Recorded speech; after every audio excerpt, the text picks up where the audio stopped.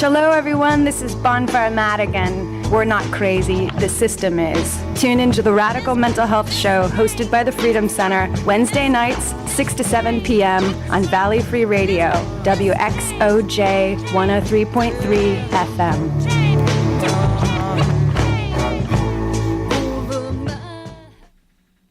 And this is the Mental Health Show at the Freedom Center. I'm Will Hall, and I'm in the studio here with Abby Adams. Say hello, Abby. Hi. And we've got a really cool show for you today.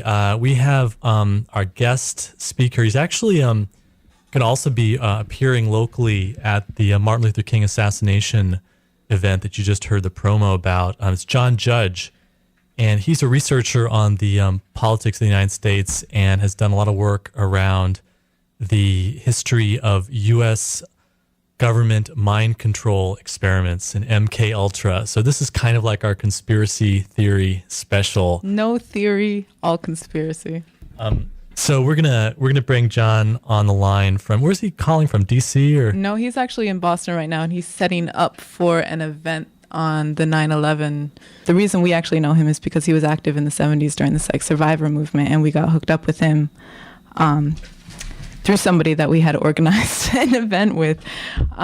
He is an independent researcher, author, and lecturer. He has spoken on numerous occasions across the country, even internationally, and has been interviewed and appeared on local and national radio and television talk shows.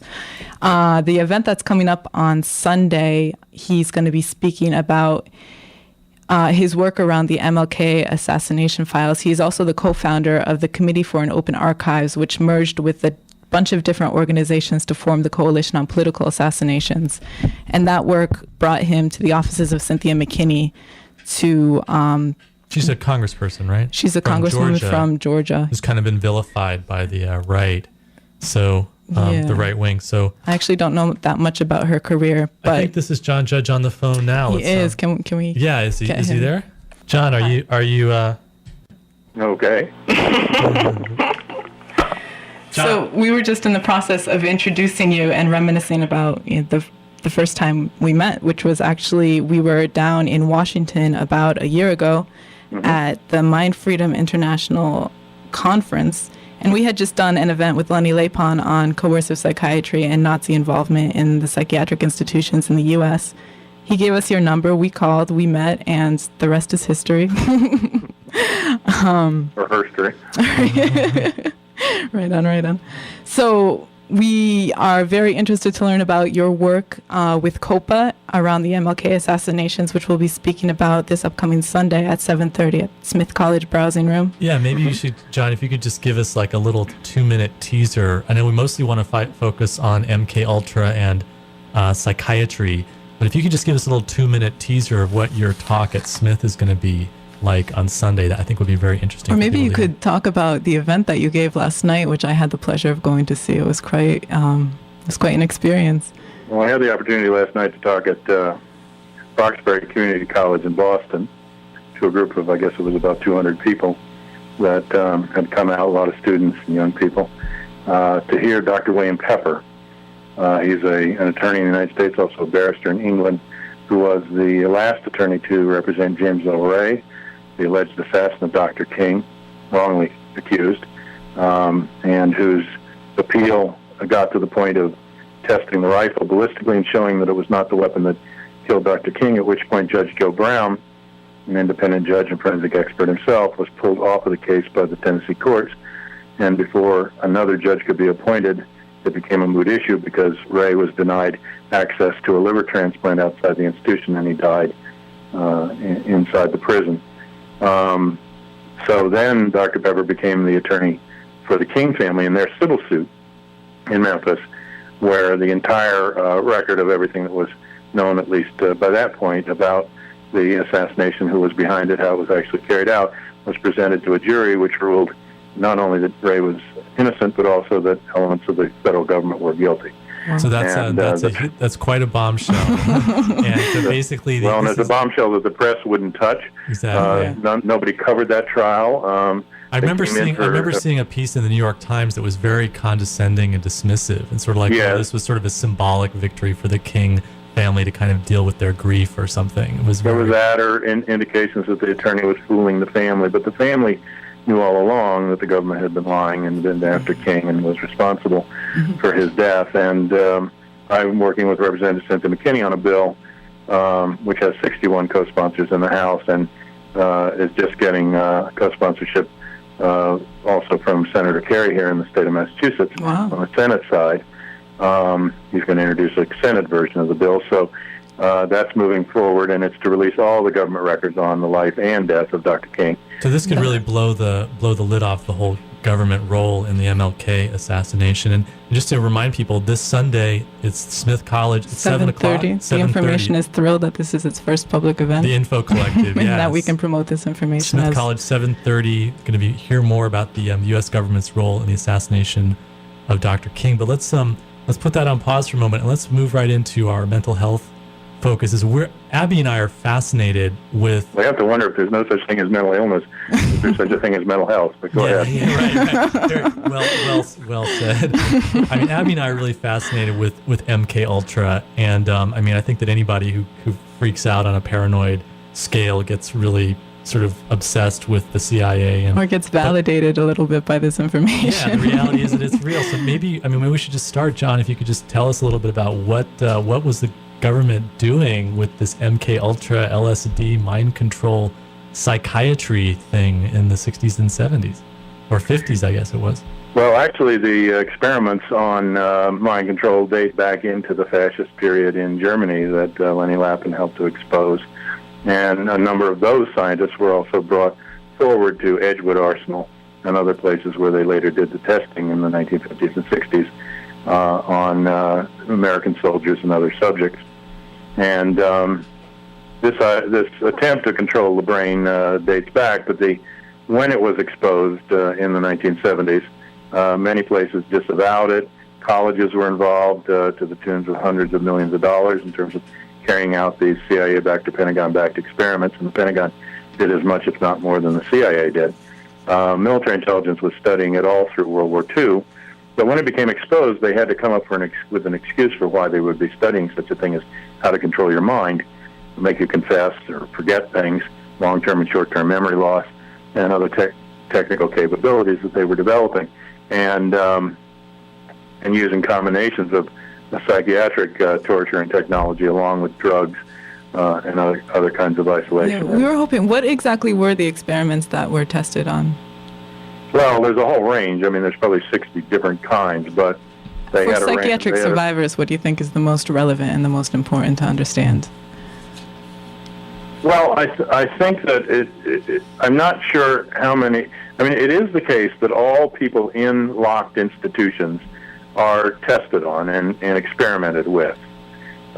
We found that many psychiatric drugs in the movement, because I had special meetings of veteran and military psychiatry survivors, and we found that the psychiatric drugs are actually tested in the VA before they're put into the civilian population. That's how we know that phenothiazide scenes and the straitjacket chemicals of the 60s and 70s were lethal to a certain percentage of people who took them, immediately lethal, and death is listed as a side effect for those drugs in the manual.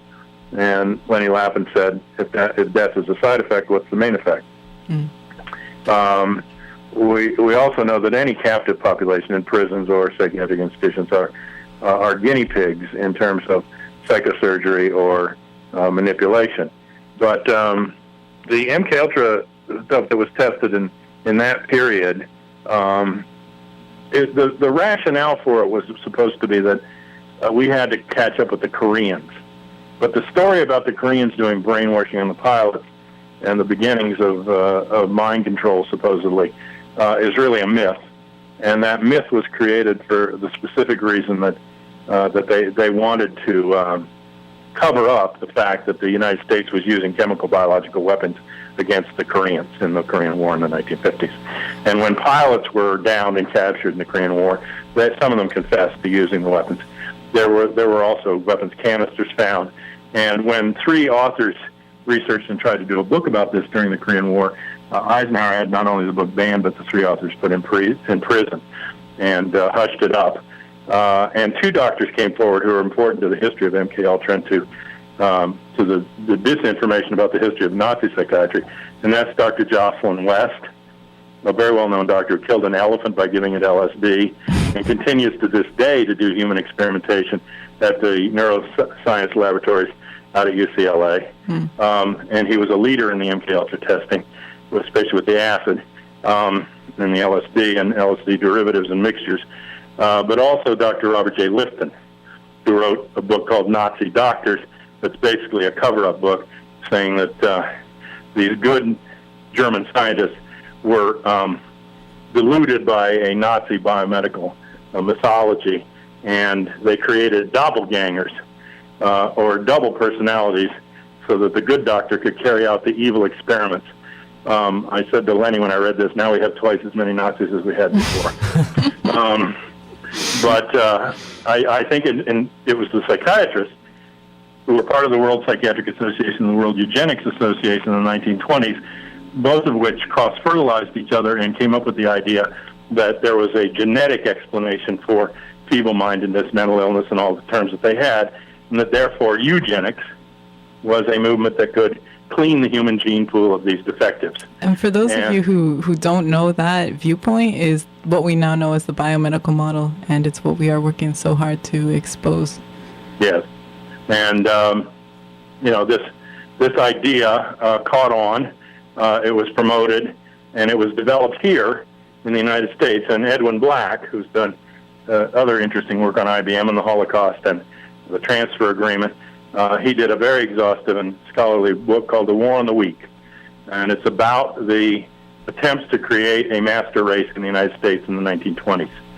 And groups of people who were considered feeble-minded, or even sometimes just ethnic groups like people in the mountains of West Virginia that were undereducated or somewhat different, were targeted for this, put into institutions, in many cases sterilized, drugged, and in fact that was one of the defenses at Nuremberg by the Nazis, was that they learned these techniques from us of the mass sterilization that they carried out against psychiatric inmates and the so-called feeble-minded and others that weren't productive to society, that were considered useless eaters taking up space, and were the first victims of the Holocaust.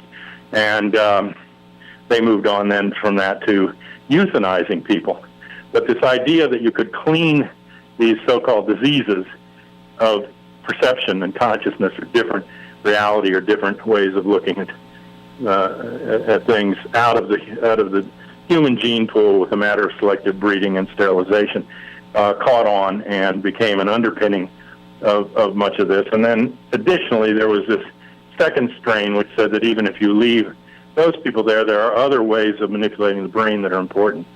Not only getting social consensus, which was developed in the 1920s by one of Freud's nephews, Edward Bernays. Edward Bernays. He's the sort of the father of modern advertising and public relations. That's right, and propaganda, and the idea that you could manipulate popular consciousness and should.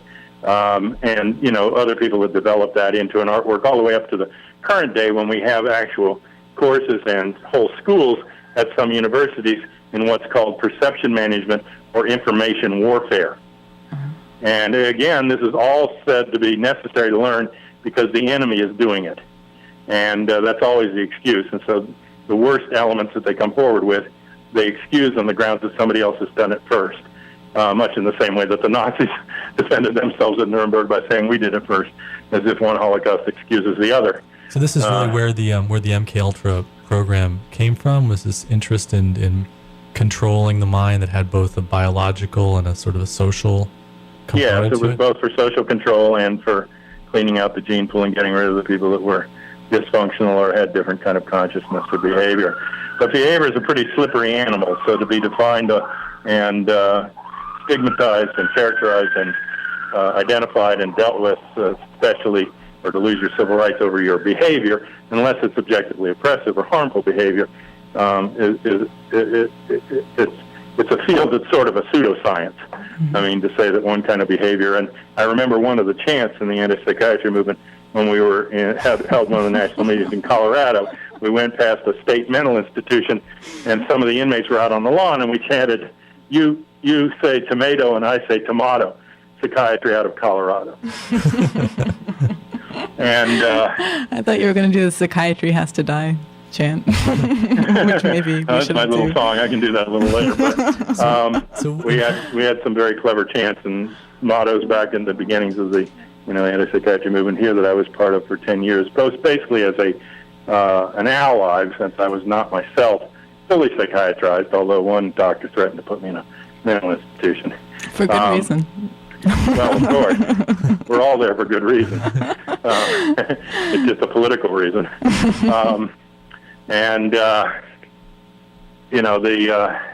But I was never actually locked up or forced to take drugs or given electroshock or these other things. All the current, that sort of thing, the lobotomizations and everything were part, again, of Nazi experiments that date back to fascist Spain, Egas Moniz, and the idea that if you had a loco cow and you hit it over the head with a board, when it woke up it would be okay, instead of putting as we used to say, when they put electrical leads on your genitals, it's torture. When they put it on your temples, it's therapy.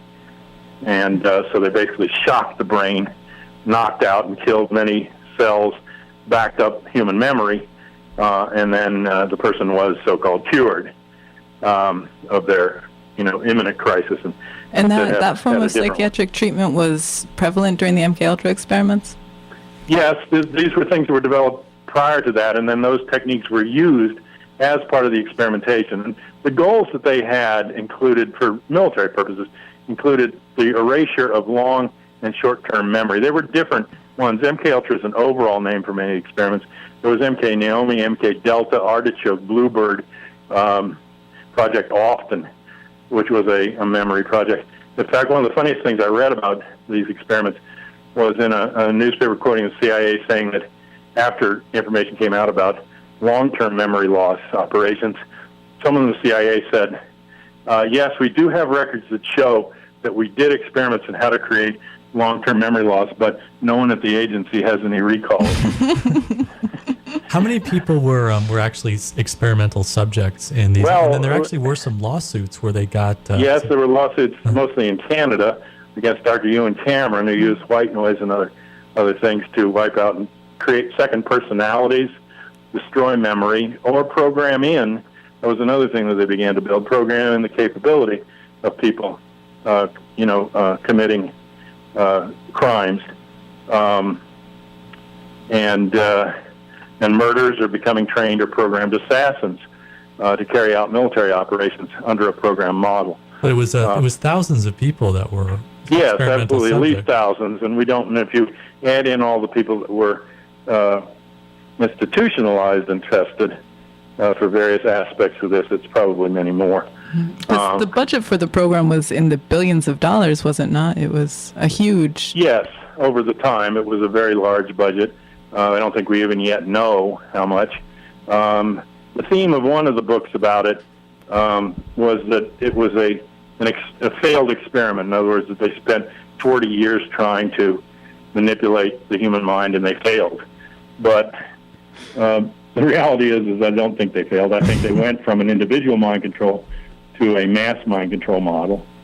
I think television is one piece of that, which does, I believe, change your consciousness. I think it affects the alpha wave pattern and other things in the electromagnetics, so that your brain basically goes into neutral and becomes an absorber instead of being critical while you're watching television. But well, was one of its ability to propagandize things. Mm-hmm. I think Goebbels would have cut off his saluting arm in the propaganda for Hitler to have had television. Yeah, I think one of the things that they were using in MKUltra was hypnosis and hypnotic experiments. Yes, that's true too. Television is a hypnotic device. Clearly. They also had psychohypnotic drugs, and the story of Candy Jones is important to this. She was an actress, well-known, sort of like a Twiggy or a well-known model like Madonna in her time, celebrity model, and they decided to use her as a courier and carrier for information. And so they had a military psychiatrist that was part of the program who knew her from college and had that level of trust meet her as if accidentally, invite her up to his office, and then put her first under regular hypnosis and then under hypnosis injected her with the psychohypnotic drugs to go deeper and created a second personality. And they could snap her into this other personality using certain coded words or shining lights in her eyes. They had different signals and ways to do it, to take her out of herself and put her in the other personalities. And then she would have periods of lost time where she didn't remember where she'd been for, a day or two before it would come back around, and then she wouldn't remember where she was or what she had been doing while they had her under the control. And, they also were showing her off, because she would undress or do what she was told, in the situation. And finally, they had the capability of getting her to kill herself. And it was just by chance that her husband, a radio announcer going John Neville, came home and found her with her wrist slit in the bathtub, saved her, and got her to a psychiatrist who began to unravel her blocked memory and got her back to the point where she finally understood how she had been controlled and remembered some of the things that she did. John, they augmented regular hypnosis with psychohypnotic drugs. And this is a common delusion that people present, I've been experimented on by the CIA. I'm being manipulated by cults. I mean, do you suspect that there are people out there who are absolutely, truly being manipulated by these kinds of programs, and that they? I think the programming that they had was sophisticated enough that you probably wouldn't know you were being manipulated by them. But I think you have to take each case on its own merit and look at it and do some detail work on it in order to get a sense of whether it's within their technological capabilities. They can project voices through microwave onto the temple, and you'll hear them. They can do things that resemble things that people complain about that are going to be diagnosed as psychotic or that sort of thing. But on the other hand, I had a woman claim to me that she was constantly hearing voices, and the voice was Ayn Rand, a writer, who was trying to talk to her, and she said that that this was on a regular basis, daily or for hours at a time. And I just asked her, how likely is it, do you think, that Ayn Rand spends her day next to a microphone, right, trying to talk to you? I mean, that's what I say. I think you have to sort it out. The people who feel that they've been manipulated are in no less pain than those that actually have. But it's hard to sort out, and so it kind of creates this double edge of paranoia as well as realistic fear. And that was John Parkin, one of the members of the movement, used to say he wanted to do a campaign to elevate paranoia to realistic fear. But you have to have a pretty sophisticated scientific understanding, to get there. But there really isn't a positive word for realistic fear in the English language. Well, one other question is, I think that the perception is that, okay, this MKUltra thing, this was just a fringe, tiny little project that a few renegade agents were involved in. It wasn't really a big deal, but you mentioned... I think it was a major deal, and I think it was used to program a lot of people, especially for military purposes and intelligence purposes. Well, you mentioned... what I call psychiatry. You mentioned Ewan Cameron. I mean, wasn't he head of the American Psychiatric Association? Yes, and of the Canadian Psychiatric Association. So we're talking about the head of the American Psychiatric Association has got a basement dungeon where he's doing mind control, he had a whole experiments. hospital wing. Yeah, he had a hospital wing at the university there in Toronto. And not even the decency to hide it away in the basement. Wow. No, a lot of this was done in universities and in regular hospitals or in VA wards and that kind of thing. So it's not it's not something that was isolated. On the other hand, I don't think that they spent their time messing with millions of people just to mess with them. I think that they did this first to find out what they could do. And then in certain situations where they had captive populations, they tried to see if they could extend it to a mass level. And one of those that I studied in detail was Jonestown. Mm-hmm. And Jonestown also programmed in a suicide response, although the people were tried to. But the people actually revolted when they realized that they were going to try to make them kill themselves, and ran into the jungle. Many of them, the weaker ones, the elderly, and some of the women and children were then shot or strangled on the spot, and then the others were hunted down for days and killed in the jungle and dragged back. So let me get this straight. So you're saying that you think that the Jonestown, the deaths of the Jonestown cult were part of a social mind control experiment run. They were experimenting on the people without question. They had reported, when the Guineas military got there, they reported the drugs at the site. There were enough drugs to drug the entire population of Georgetown, Guyana, 110,000 people for over a year, on a population of 1,100. And they had all of the drugs that were mentioned in the MKULTRA documents, and Largatil, and they had one footlocker of Thorazine just for the control. They were doing different kinds of experimentation, including public beatings, public rape, and sexual humiliation, live burials, torture boxes, prods, as well as the drugging. In fact, in the earliest photographs of the Jonestown dead, they're all wearing hospital identification tags on their legs or. I just want to mention that Thorazine is still a very popular medication on inpatient psychiatric wards, and they're administered to psychiatric patients to this day. Not as commonly as the newer line antipsychotics, but it's still used. So the Thorazine. Yeah. Well, a lot of those also cause long-term irreversible brainstem damage and tardive dyskinesia. All of it is part of what Lenny in his book coins the term menticide, Lenny Lappin, and it's an important concept that these are not helping, they're destroying the brain and its functions. Mm-hmm. But I think they were mostly focused on being able to carry out certain kind of capabilities and to do debriefing, to have confession sequences, to have memory wipes, and to be able to program people as killers. So this is there may be people who were experimented on where it didn't work very well, but I think the main subject in Jonestown was to create basically a willing slave labor batch, because they were back in one of the most mineral-rich areas of the world. There was manganese and copper. In fact, the whole structure of the docks at Port Kaituma Airport, the docks on the river that took them back into the Jonestown area, was a Union Carbide manganese mining operation from the 1950s. And there's uranium, there's gold. 5 gold mines right up on Matthews Ridge were discovered where Jonestown was. But they never had any population that would go back there. And from 1909 on, they tried to push populations back into the jungles in Guyana in order to work these mines in these mineral-rich areas without much success. Where is your information from Jonestown coming from? I'm curious. I was part of the Jonestown Research Project, and we spent about 3 years going through thousands of clippings in the books on Jonestown and on Guyana and the Guineas press coverage, and so it's mostly independent research that I did. Wow. Well, we thank you for it, because it would have been forgotten about otherwise.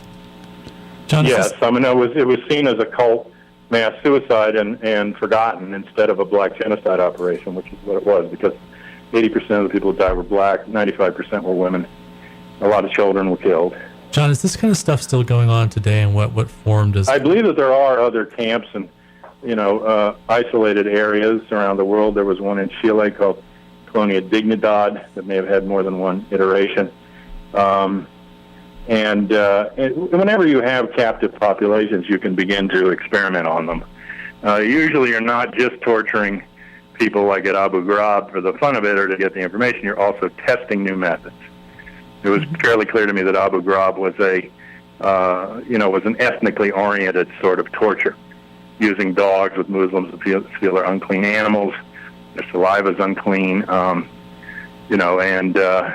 forcing them into these sexually humiliating situations are all cultural methods, and methods that were being used also earlier against some of the Palestinian captives by the Israeli military, and that's probably where they learned it. So I think there is ongoing testing, but I think Jonestown was an example of where they tried to create a slave batch. And was that the FBI knocking on your door? That was me knocking to let someone in the door here. You can let me take a half-minute break. Okay, we're going to go to some music, and then we'll have John Judge back in just a second.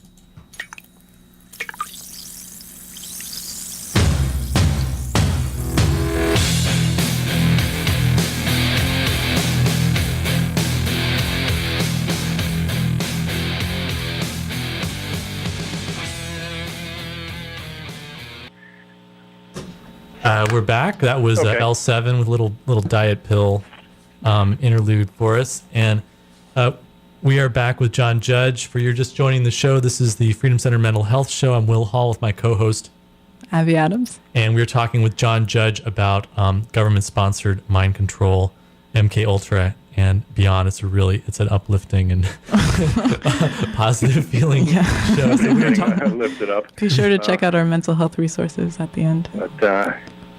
But you were asking whether it goes on. I think it does. I think the purpose of Jonestown was to see whether they could get mind-controlled labor back into that area and make it work. But they were also trying to see if they could program in a suicide response, which in that mass case they were unable to do. And I know of no mass suicide in human history. I researched all of them from Masada up to Heaven's Gate, and all of them were mass murders.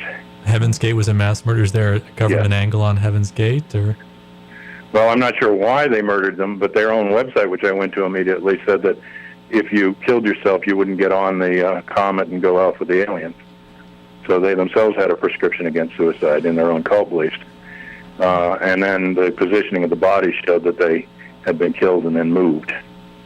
And for people who don't remember, Heaven's Gate was in '99, I think, and it was that's about right. Yeah, and it was, or '98, and it was.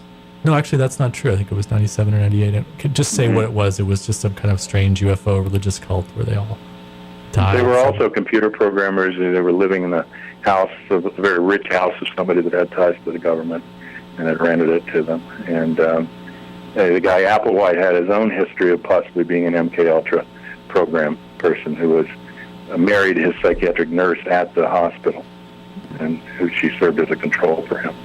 One of the things that we mentioned before was television and the development of mass mind control as a sort of propaganda tool for managing populations. Mm-hmm. What are your thoughts about that today in terms of how the lid is kept on popular dissent and how people are controlled to kind of be compliant with this tyranny that we're under? Well, a friend of mine, an psychiatry inmate, Lori Bradford, lives in San Francisco and wears this wonderful button that says, "Keep quiet, consume, and die." And I think that's the message of TV. Jerry Mander wrote a good book. He was an advertising executive that was trying to use TV to put across progressive messages in the 60s. And he wrote a book called 4 Arguments Against the Use of Television, in which he said that it's impossible the way television frames things to get a progressive message across using that medium. And it's an interesting book if you haven't seen it. And I think just by fragmenting the way the message comes in, also by, as I say, putting your mind in neutral when they're giving you this propaganda, by having such tight corporate control over the content of the message, and the monopolization of the licensing bans and the airwaves on radio and television, it's become it is not a media or a press anymore. It's just a tool to frame consent as Chomsky sees it, but also I think to go beyond that and actually manipulate consciousness. I mean, I'll give you an example. I went into a high school last year with some materials about war. I got to teach a 3-hour class on war to some seniors in a public charter high school. And I brought a bag of books because I read all the time. And I took some of the books out, and first one I took out, I said, "Now this is a book," and they all started grinning. And I said, you really have to read if you want to know what's happening in the world around you or to understand things. And I said, I described what some of the aspects of war these different books described. But, and most people don't read. There's a cartoon I like from The Wizard of Oz, The Wizard of Id, where the king is walking with the soldier, and the soldier says, "Sire, the illiteracy rate is climbing." And the king says, "That's good." And the soldier looks surprised and says, "Why is that?" And he said, "We can get rid of censorship." So if you take people off of literacy, but like in this case where I had the books, a young girl came to me at the break and she looked at them and she said, "Now, did you read all those books?" And there were about maybe 10 books laid out at that point. And I said, "Yeah, I've read those and more." And she said, "My eyes hurt when I try to read a book." And I said, "Well, you may need glasses." I said, "But it made me wonder whether the speed and frame in which young kids get stuff from television and from the computers is making it almost impossible for them to slow down enough to go, left to right, page by page, and actually read something with any depth in it. And I don't know for sure, but I certainly know that sources of information that are electronic have replaced reading for a large percentage of the population. Yeah. I wonder if there's a connection between ADHD and epileptic cartoons, cartoons that cause epilepsy. Well, I think there's a connection between giving kids Ritalin and them not doing very well in school. But it sounds like it's your research experience spans so many topics. We could speak for hours. I particularly want to hear about the relationship between MKUltra experimentation and modern day behavioral modification programs and services that are provided to mental health consumers. And I'm wondering if you had any thoughts about the connection between the two. Well, I think it's significant that they have now created a whole outpatient regimen, court-ordered, that forces people to take drugs at home. That's the Rogers Orders in Massachusetts. Sort of replaces the old, mental hospital model. My aunt, as it turned out, to my surprise, I found out one year when I was describing the work of Dr. Freeman, who was the big proponent of lobotomies, and who developed a transorbital knife to go around the eye socket and into the ganglia, and could do a lobotomy in a matter of minutes, and cut through the ganglia.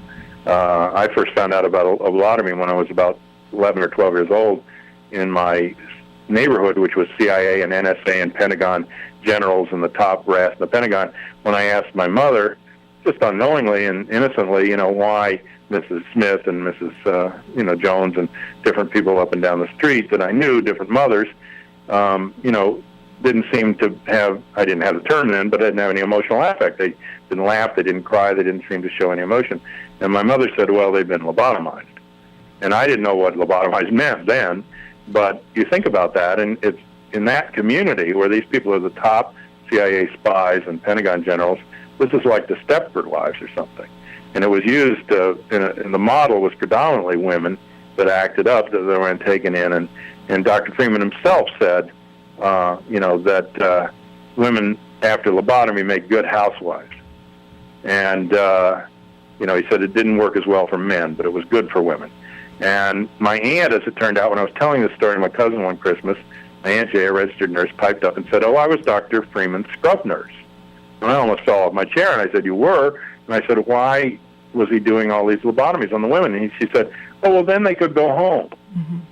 So it seemed benign to them, and so, but it was this thing that actually, killed your whole emotional life, and separated you out. So I think then they had a lot of electroshock on children.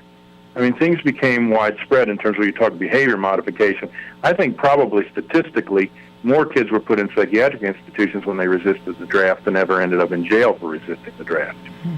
Because only a small percentage were actually jailed for it. Or, Leonard Frank, one of the leaders of the movement, and who wrote the books on electroshock, he was put in for electroshock when he was 10 because he refused to eat meat and was a vegetarian. So it's controlling in that sense that anyone who steps out of line with the norm can get targeted by this system. And,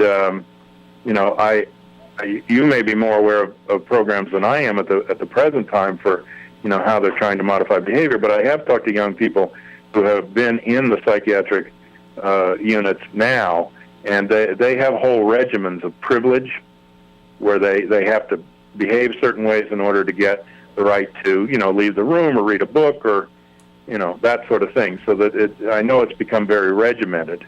I found it interesting in San Francisco that they have some safe houses there now in the gay community for young gay kids that have been locked up by their parents. And, they still have the penile rings that shock your penis if it starts to enlarge when they show you a picture of the same sex. And, they're trying to program out being gay. But if kids escape from those places, they can come and stay in these safe houses till they reach age 21, and the parents can't put them back in as easily. Yeah, it's an underground railroad.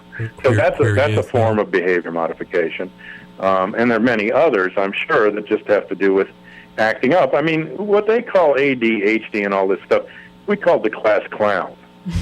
I mean, it's just somebody that they're not focused. They don't want to pay attention. And learning in that structured model, and especially now when it's all teach to the test, even worse, it doesn't plug experience into experience, which is how you really learn. It plugs abstract into abstract. And even in my day, you were taught to sit in straight lines, not look out the window, raise your hand if you had to go to the bathroom or ask a question. Otherwise, just stare straight ahead and pay attention. This sort of linear, controlled. It was really more, I felt in the end, about that authoritarian structure than it was, and learning those rules and being obedient, than it was about the content of what you were supposed to be learning in the class. Yeah, the hidden curriculum. Mm-hmm. John, you mentioned earlier LSD, and I just we're running out of time. We have about 10 minutes, but it might be very interesting for people to hear a little bit about, because I know LSD was originally used in psychological studies as a psychosis mimicking drug in order to study madness and how it worked, but it also has this very sinister mind control aspect. And then there was also suggestions that LSD's spread into society was actually promoted by elements of the CIA as some kind of... I think no question about that, especially Army intelligence. And the person who promoted it as a psychotomimetic and also as a cure for people that were having problems was Tim Leary. And Leary had done experimentation showing that the cure or recovery rate of people who took the psychiatric drugs, as opposed to the people that that didn't take any, was the same, and so they weren't really having any effect. In fact, I just saw a headline recently that made me laugh, because it said that half of the people using the current load of the mood elevators and those things, and the psychiatric cures, the SSRIs, and that half of the people, it has no effect. It doesn't cure the disease, and I laugh because I said to myself, and the other half die. One of the things I just wanted to mention is the National Institute of Health is actually promoting electroshock, which was one of the experiments used during the MKUltra, right? That's a first-line treatment for depression. If you read their literature, that's the first thing they mentioned to treat depression. Years ago, they tried to get the machines made safe by the FDA on the grounds that they can now give them these drugs that put them in a near-death muscle relaxation, and then they don't have the effects of the petit mal seizure. It still happens, but their toes curl and they don't flap around and have the chance of hurting themselves. So they're saying the electroshock machines are now safe to the body, certainly not to the brain, and promoting it on that grounds. But I'm sure they would like to bring that back and bring back more psychosurgery and anything else, whatever the next layer is, because Dr. Delgado was looking into implantations into the brain of things with radio signals flowing in or other kinds of things. So as long as they're dealing with it all either genetic or biochemical, a chemical imbalance, then they can justify doing other kinds of things. And some of the people that carried out Delgado's experiments did it on the basis that in the same economic conditions, some blacks riot and some don't, so therefore there must be something wrong with the brains of the blacks who are so violent. And so we have to go in and cut that out. And that's what the story Terminal Man actually comes from, a guy who was implanted by those doctors and then became more violent and ended up in prison, and then they eventually found the implant. They wanted to take that to a higher level, and under Reagan they actually set up the beginnings of a study, Center for the Study of Violent Behavior. And who do you think were considered to be the most likely to be violent in this society? It was women and children and the elderly. And this is also the target population that was taken under Jones's wing, out of mental institutions, out of welfare rolls, out of putting children under his custody for the Jonestown experiment. And and of course, in my view, there would be a reason why these would be seen to be the potentially most violent, and black people as well, because they're the ones that are most oppressed within the social model. So they're the ones that they fear the most because they know they're oppressing them the worst. But of course, in reality, it has not the level of violence has to do with individual choices and consciousness and levels of oppression and anger. That should be normal in a situation. But we live in a society of such total denial about our political and social reality that what came to me out of the anti-psychiatry movement is that it was a movement about support and the lack of support on the individual level, within the family, within the organization, and that sort of thing. Who gets support in the society? Who gets taken seriously? Who gets listened to when they bring something up? Whose instructions are taken? Whose are ignored? And the politics of that support or lack of it was the bottom line of the politics of the anti-psychiatry movement. And the solution that most people came up with was independent, supportive communities that the people who were being oppressed in that way would form for themselves, rather than going into this curing profession. We used to chant at the psychiatrists coming out of their annual national meetings. It'd say, "No more drugs, no more shock. Get a job and punch a clock," or we quack at them, quack, quack, quack, quack, quack. But they're a whole society of people that live off of, make profit off of human misery, claiming to cure it. But in fact, the mathematical reality is that the more people that get trained in psychiatry, the more people have to be psychiatrized and be diagnosed as needing their psychiatry. Right. John, do you want to say a little bit about what you think happened? Because you were kind of at the beginnings of the psychiatric survivor movement, when it clearly was very radical and very connected to the rest of the anti-imperialist popular movements that were going on. What do you think happened? Well, I wish it was more connected. I mean, I think a lot of the people in the broader movement shied away from it. We couldn't even get a connection between the anti-prison movement and the anti-psychiatry movement on both sides. People believing that the other people deserved to be institutionalized. Wow. And for the two sets of reasons. And then within the institutions, people believing that everyone else deserved to be there but them.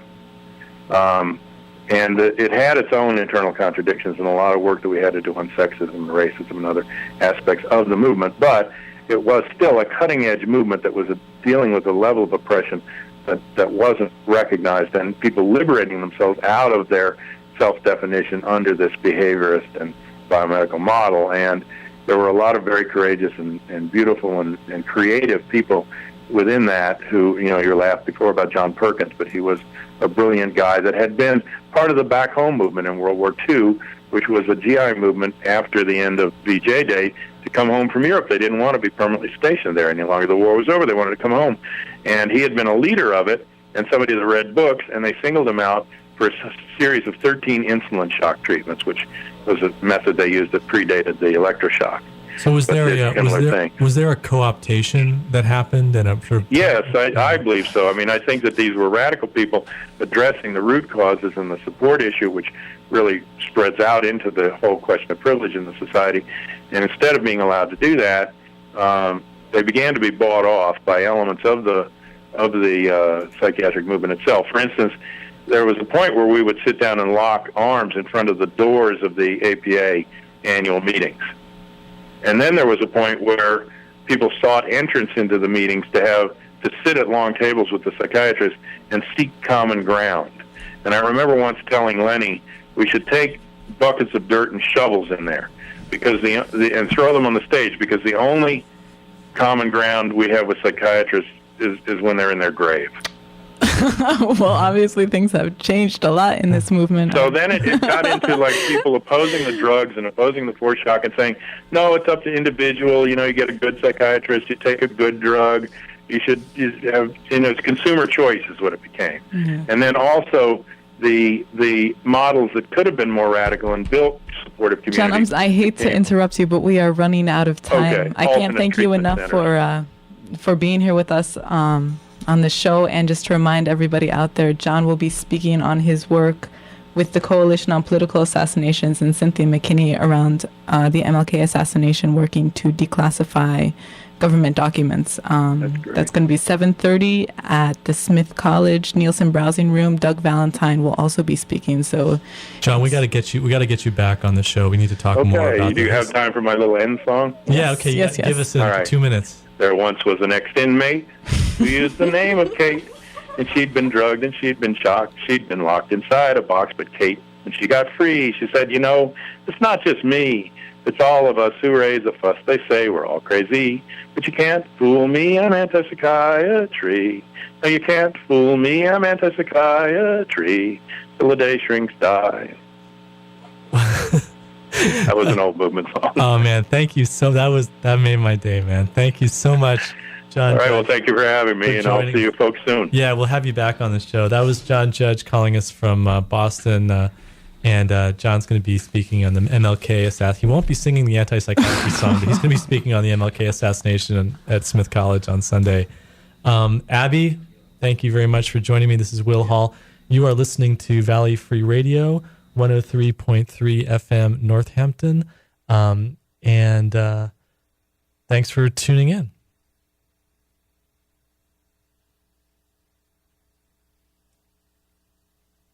More influential in changing America's political landscape than Martin Luther King Jr. His commitment to nonviolent action and message of unity and faith caused the FBI to name him the most dangerous civil rights leader in America. The Information Collective presents the U.S. government's role in the murder of Martin Luther King Jr. Sunday, April 9th, 7:30 to 9 p.m. at the Nielsen Browsing Room at Smith College. Douglas Valentine, investigator for the King family, And John Judge, special project coordinator for Cynthia KcKinney, will present the documentary evidence that conclusively proves elements of the U.S. government were involved in the murder of the most influential civil rights leader of our time.